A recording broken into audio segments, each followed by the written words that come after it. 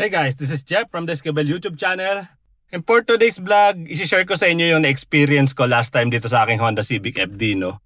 So, nagta-travel ako along Kalayaan. Nagulat ako biglang may parang bumagsak sa likod ko, no? Sumasabit. Sabi ko, ano yun?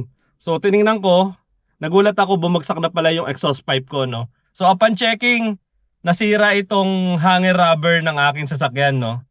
So, ayan, napunit na siya, no, sa kalumaan. Ayan. So, ang ginawa ko, no, for the meantime, makauwi lang, tinali ko muna yung pipe ko, no. So, medyo pangit yung tunog niya, no. At buti na lang, katabi ko yung Cavs AutoZone dito, no, sa may Amang Rodriguez, no. Nakabili ako sa kanila, kaya lang wala silang orig, no. So, replacement lang ang mayroon sila. 300 pesos lang siya. Replacement nga lang, hindi ko alam kung tatagal ito, no. So, ayun. Hopefully, tumagal siya, no? Ayan. Ito yung luma, ito yung bago. Tara guys, samahan nyo, kabit natin. Let's go!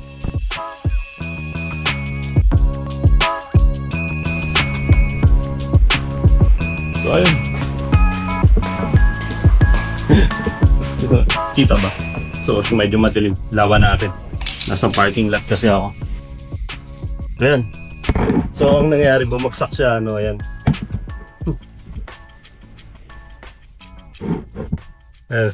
So dapat ganito siya. Ayan. Ganyan. Tinalian ko lang yan. Kita nyo ba? Tinalian ko lang yan para hindi totally bumagsak, no? So ngayon ikabit natin. Let's go. Tanggalin ko muna tong mga tinali ko sa kanya.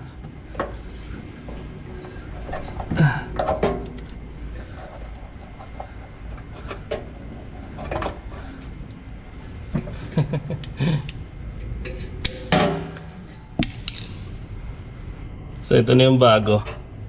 So nakakabit siya dito na ganyan. Ayan. Tigas siya ipasok, no? Tapos itong dalawa dito. So ayan pa. Medyo hiningal tayo, no? So ayan, nakabit na natin. Matigas pala ito ikabit.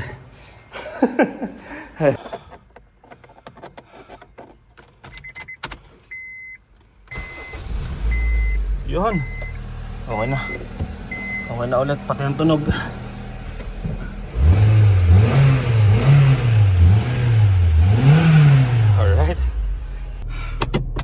Alright guys. So successful yung ating DIY, no? So maraming salamat sa panonood ng aking munting vlog, no? At guys, abangan nyo, may for upload akong video, no? Yung tour namin sa Ilocos region hanggang Bicol, Sorsogon, no? So it's around 2,500 kilometers, no? Tinatapos ko lang, guys. So maraming salamat guys sa mga naghahanap ng aking vlog. Ito na yung simula at medyo na busy tayo sa mga nakaraang araw.